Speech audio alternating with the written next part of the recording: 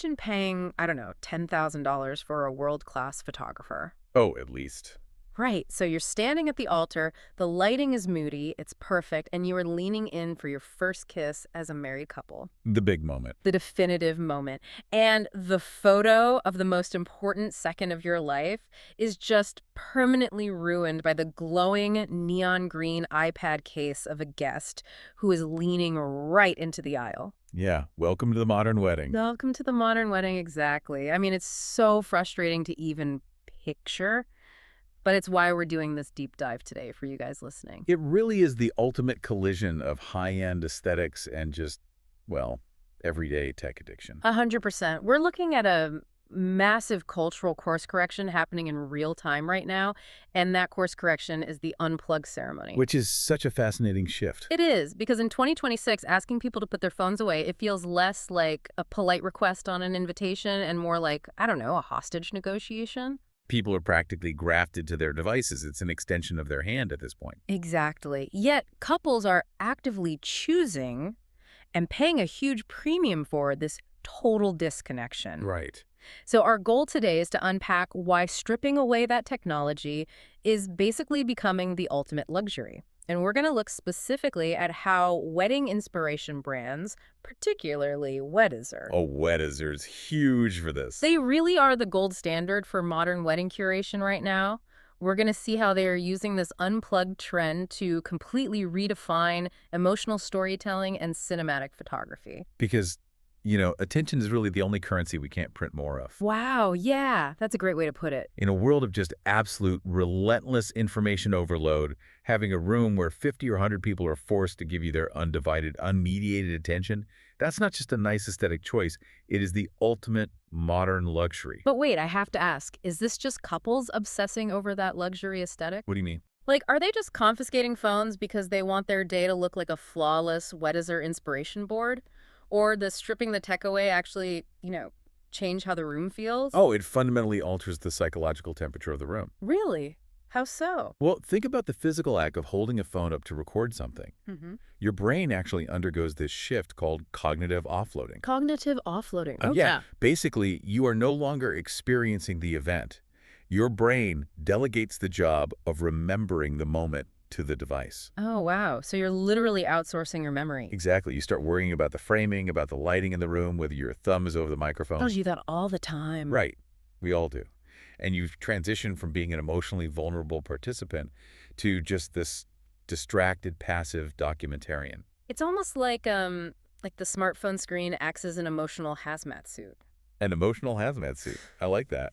Yeah, because raw, unfiltered emotion, like watching two people you love break down crying while they're exchanging vows, that's actually intensely intimidating to witness unprotected. It is. It's very vulnerable. So holding up a glowing rectangle gives you a job to do. It puts a safe glass barrier between you and the emotional gravity of what's happening 50 feet in front of you. That is a brilliant way to understand the human behavior at play here. Yeah. We really do use the screen to distance ourselves. Yeah. And when you force someone to take that hazmat suit off, they have nowhere to hide. They have to actually feel the air in the room. They breathe with the couple. The collective silence becomes heavier. Exactly. The laughter becomes more resonant because everyone's central nervous system is synced to the same live event, not just fragmented across 100 individual screens. Which perfectly explains why a brand like Weddizer champions this so hard. I mean, their entire brand identity revolves around this elegant, hyper-emotional storytelling. Right. They aren't just selling flower arrangements or, dress silhouettes. Yeah. No, they're selling the feeling of being completely present. But this emotional shift, it isn't just a profound psychological benefit for the guests. That collective presence actually solves the biggest physical, technical nightmare that modern wedding professionals face. Oh, the technical reality of shooting a wedding today is wild. It's a minefield. But, you think about, Uncle Bob with his massive shoulder-mounted camcorder in the 90s, or people flashing those little disposable cameras. Great, the cardboard ones. Yeah. Wedding photographers have always had to deal with chaotic family members jumping into the frame. So why is a smartphone in 2026 such a breaking point that an entire industry is revolting against it? Well, it really comes down to how the art form of wedding photography has evolved. Okay, tell me more. So Uncle Bob in 1998 wasn't as destructive because the professional photographer was shooting on film, likely with a very powerful high-sync flash. Right. And the aesthetic goal back then was mostly static, posed portraits. They would literally stop the ceremony to get the shot. Stand here, smile, say cheese. Exactly. But modern luxury photography, the exact cinematic style that Weddizer has popularized, it does not work like that. It relies on what we call cinematic flow. Cinematic flow. So it's less say cheese and more like shooting a documentary film where the subjects don't even know you're there. Precisely. Yeah. To capture that cinematic flow, photographers are using highly sensitive digital sensors to pull in ambient light. Ah, okay. They want the moody romantic light of the stained glass window or the glow of the sunset. So they dial in their exposure perfectly for that specific dim environment. Right. They set the camera up for a dark room. Yes. Now imagine what happens when 3 smartphone flashes suddenly fire from the second row. Oh, man. It completely blows out the exposure. The professional camera sensor just gets flooded with light that wasn't there a millisecond ago. Exactly. The professional shot goes entirely white, or the color balance is ruined by the harsh blue LED light of a phone screen just illuminating the bride's face. And you can't fix that, right? The moment is permanently destroyed. You cannot fix that in editing. Add to that the physical interference, guests literally stepping out into the aisle, Oh, the aisle blockers. blocking the lens to get their own blurry, zoomed-in shot for social media. Imagine a Hollywood director trying to shoot a sweeping, emotional climax for an Oscar-winning film. The lighting is dialed in, the actors are hitting their marks, the music swells. And suddenly 50 extras whip out personal cameras. Right, they fire off random flashes and step directly in front of the main cinema camera. You'd never tolerate that on a film set. And you just can't achieve that high-end Weddizer aesthetic if you tolerate it at a wedding. Makes total sense. The unplugged environment restores the professional's control over the physical space and the light.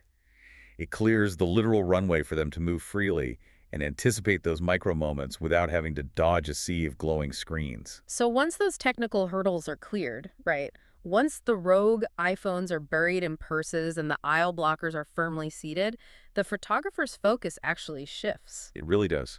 And this is where the Weddizer philosophy gets super interesting to me. The lens actually pans away from the couple. Right, it pans into the crowd. Yeah. Because modern couples are realizing that a picture of themselves looking perfect, well, that's expected.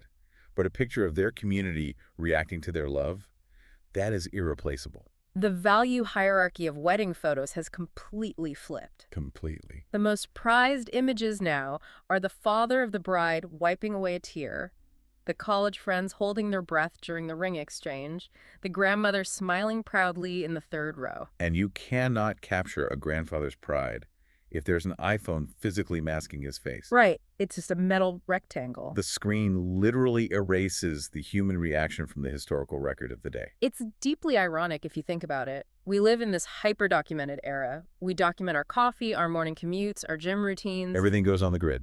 Everything. We have thousands of photos on our servers. Yeah. Yet the photos that end up mattering the absolute most to us are the ones where people completely forgot that cameras even existed. That is the paradox of modern memory making. When Weddizer showcases an incredibly moving gallery of a luxury wedding, it's not just the fact that the background is visually clean and free of technology that makes it powerful. No, it's something deeper. It's that the photo serves as proof of a shared human experience. Removing the screen reveals the vulnerable truth of the room. Wow. You aren't just seeing a face, you are seeing a soul reacting in real time. That documented emotional truth is the ultimate prize of an unplugged ceremony. Documented emotional truth, that's a heavy concept. And it sounds amazing in theory, but human beings are deeply addicted to instant gratification. We want to post the photo right now. We want the dopamine hit of the likes right now. Absolutely. Telling someone, don't worry, the professional will get it and we'll share it later is totally logical, but human behavior isn't logical. No, it really is. So how do you actually stop Aunt Linda from going live on social media the second the music starts? Well, you can't just slap a rule on an invitation and expect an addict to change their behavior. Right, please no phones, and tiny font isn't going to cut it. Exactly. You have to orchestrate a layered behavioral shift. It requires a comprehensive communication strategy that alters the guest's environment and their perceived role in the event. It's the architecture of choice. You have Yes. to build a system where the easiest, most natural choice for Aunt Linda is to just keep her phone in her bag. And that starts months in advance. Mm. You set the expectation early on the wedding website and the physical invitations. Yeah. This primes the guest. Yeah, so they know it's coming. Right. Then, on the day of the event, you create a physical boundary. An elegant, curated sign at the entrance to the ceremony space serves as a final visual cue that they are crossing a threshold into a different kind of environment. But signs get ignored all the time. I mean, people walk past do not touch signs in museums every single day.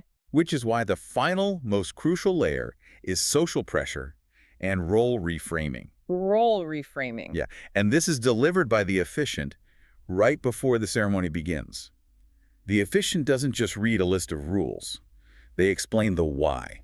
Okay, so what do they say? They look at the crowd and say, the couple has invited you here because your presence is deeply important to them. They want to see your faces, not your phone cases. We invite you to be fully present with us in this moment. Oh, that's good. You're elevating her from a random amateur photographer to an honored witness. Exactly. When you reframe the request as an invitation to participate, Yeah. when people understand that their emotional presence is literally a gift they are giving the couple, the urge to pull out the phone diminishes. Because you aren't taking away their toy, you are giving them a vital job. Right. Their job is to witness and to feel. And then, of course, you alleviate the panic of missing out by making that crucial promise. Yes, the trade-off. Right. You say, the incredible professional we hired is capturing all of this, and we will share those flawless photos with you.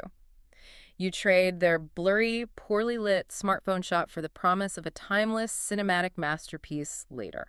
It is a trade-off between instant, low-quality gratification and delayed, high-quality legacy. Yeah. And brands like Weddizer have proven that when couples confidently demand that trade-off, the results are visually and emotionally staggering. So what does this all mean for you, listening right now? That's the real question. The Unplugged ceremony is far more than just a fleeting 2026 aesthetic trend for luxury weddings. It is a highly deliberate rebellion against digital distraction. It really is. Its way to forcibly rip off those emotional hazmat suits and demand that the people you love actually experience life alongside you rather than just documenting it. And that core lesson, it extends far beyond the wedding industry. Definitely. Whether you are planning a massive destination event, attending a small gathering, or just trying to navigate a Tuesday in a world of constant pings and notifications, The endless notifications. intentionally putting the screens away is the absolute fastest, most effective route to true emotional presence. Which leaves us with one final thought to mull over today. Let's hear it.